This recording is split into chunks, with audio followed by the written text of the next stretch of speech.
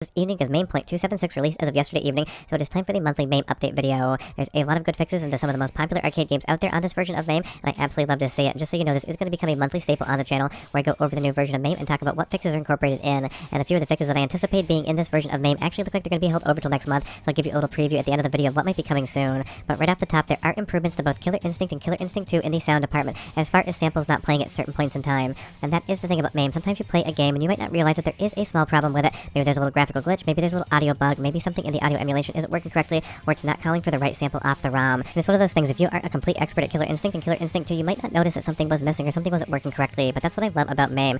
Even the small little details are going to be gone into and retouched up to make sure that the emulation is every bit as good as real arcade hardware. And if you are a massive Killer Instinct or Killer Instinct 2 fan, you've probably noticed in the past when you played these games that some of the sounds could be off. But as far as everything else in Mame 276, you can see all of the graphics are drawing correctly, you can't see what the inputs are, but they feel precise. It really just is an awesome version of a really fun game. And those same fixes are going to be in the original version of Killer Instinct as well, where Nintendo basically tried to tell you that the arcade board was the Ultra 64 coming home to your living room soon, and we always found out that that was definitely not the truth whatsoever. It is basically completely different hardware, but it was a marketing ploy back in the day, and I always love to mention just because it kind of makes me laugh a little bit. But you're going to get the exact same fixes in the original Killer Instinct as you are in Killer Instinct 2, so that is awesome, because again, these are two massively fun games, and I know there's a huge fan base out there, but leave me a comment down below, you tell me, Killer Instinct fan or not. I liked it back in the day, but honestly now at default difficulty, the game just hands me my ass basically every single time I play it. Killer Instinct 1 especially, so it's one of those things. Maybe if I get back into it a little bit more, I get more comfortable with it, but I haven't played in some years. But again, that is the goal of Mame, to get you that arcade perfect emulation. So there have been some fixes to both Killer Instinct and Killer Instinct 2 as of this month, and that is absolutely a fun thing, and I led the video with it, even if it might not be my favorite improvement of the month. But here it comes. The Konami GX boards have gotten graphical improvements across basically every single game in the lineup, and if you're not aware of the GX board, it's just an absolute 2D powerhouse. A lot of games got ported to the Sega Saturn, but it still does have some exclusives, and it is still super fun to check out. And taking a look at Sexy Proteus right here, one of the weirdest and most fun shmups that Konami ever made. It's just an absolute classic,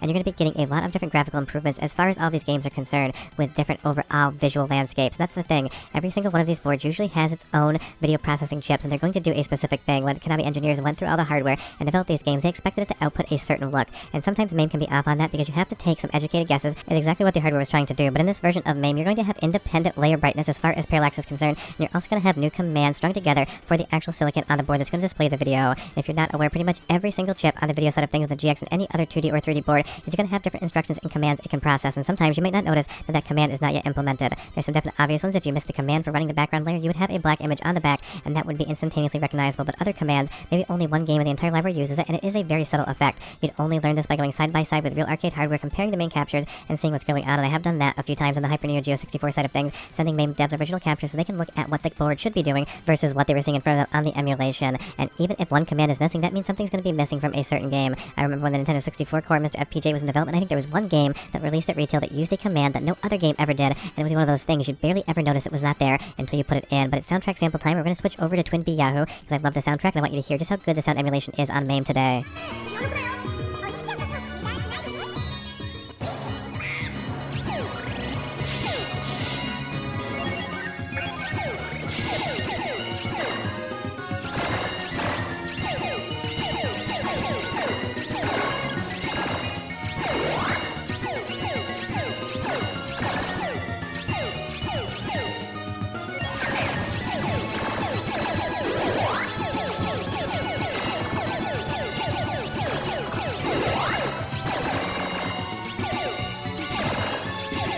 Absolutely incredible soundtrack and absolutely incredible performance on Mame as a .276. It just looks like a better version of the Konami GX, and that is really kind of the reality of making these emulation platforms. Some people might never notice if it wasn't quite right as far as the colors or the brightness is concerned, especially for the fact that once these things ran in arcades, they were on a CRT monitor, and if you cap it maybe 4 or 5 years after it was installed, you might get a completely different color experience because that monitor may have had a little bit of fade, or might just be a little bit in need of service. So it's really difficult when it comes to these 2D games, and even the 3D games that ran on something like a CRT, to 100% fundamentally say this is exactly what it should look like. It's only when you dig into the emulation and dig into the silicon and understand every command, every brightness layer, and everything else, can you actually just say definitively this is what the game was supposed to look like when it was leaving the Konami factory on a fresh monitor. Or something like Salamander 2 here, another absolutely classic shmup as far as the GX is concerned. They had a ton of classic shmups on the board.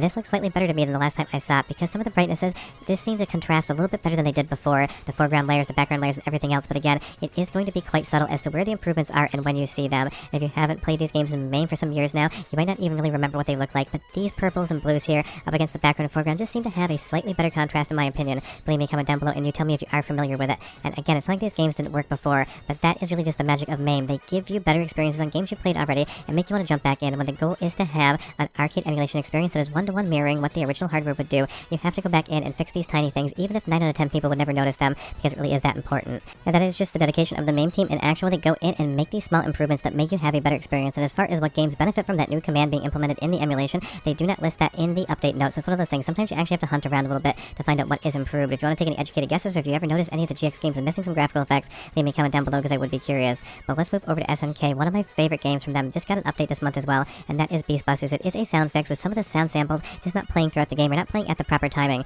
Now that apparently is 100% fixed up, and if you've never played Beast Busters before, it's just absolutely a fun light gun experience from SNK before the Neo Geo ever hit the market. And then this entire franchise skipped the Neo Geo entirely outside of Neo Geo Pocket and then hopped over to the Hyper Neo Geo 64 as Beast Busters Second Nightmare. Still my favorite light gun horror game of all time, but it is a sound improvement, so of course I have to let you listen to it. Let's get an idea of what the game sounds like and where all the sound samples and sound effects are playing from, but come back because I still have more improvements to show you.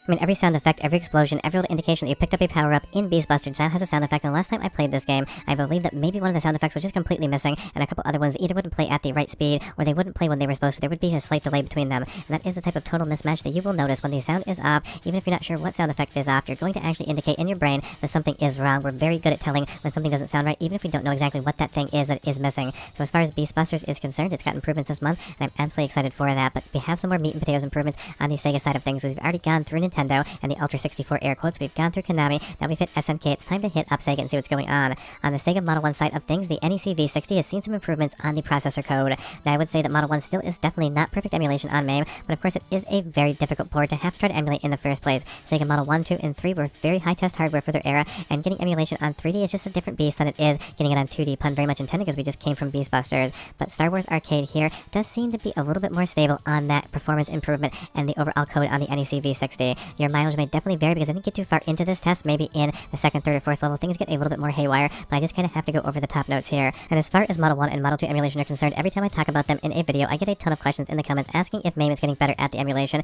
and it definitely is improving, but it isn't going to be a fast process, so nothing is, but seeing improvements come to the Sega 3D platforms this month absolutely is awesome. They mention it in the patch notes at the top that hopefully it includes a little bit more of an improvement buff than you've seen before, because they have kind of patched up a little bit of those instruction sets and other bits of information on both the NEC V60, which this Model 1 board uses, as well as the Intel CPU on Model 2.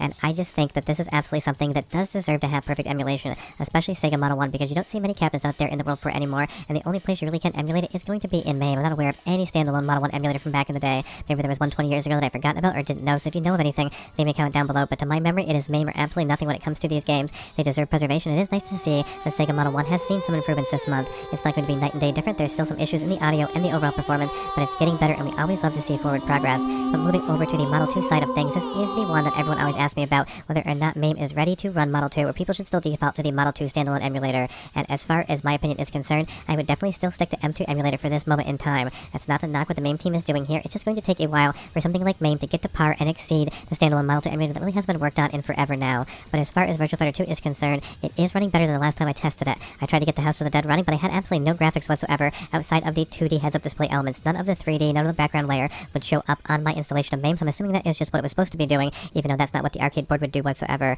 But in the track sequence here of Virtua Fighter 2, I'd say it looks like 80 to 85% correct. Some of the colors are going to be slightly off, especially in the yellows. It just isn't exactly what you would see, and when we go to the character selection screen, you're going to see a pretty big and hilarious issue right off the top. All of the characters' heads are just floating at the bottom right-hand corner of that screen, and definitely disembodied heads is not what the developers were going for, but I do love when games glitch in the funniest ways when the emulation isn't complete, and Sarah's hair here looks like she maybe just smeared margarine through the entire thing. But this is still an improvement, and it is still a work in progress, and I'm sure maybe 18 18, 24, even 36 months from now, the Model 2 emulation you're playing in Mame is going to be completely night and day different than what you're seeing here. And I did notice that the sound, as opposed to the last time I checked, did seem a little bit better. Now, it isn't correct. It definitely has some audio that is horribly delayed, but I do want you to listen to it just to get an idea of what that sounds like. And trust me, there's no clipping in the audio whatsoever, so you don't have to worry about a headphone warning. You're just going to see what it sounds like. You're going to see how the sound samples are off in time. But go ahead, listen for 35 seconds and come right back.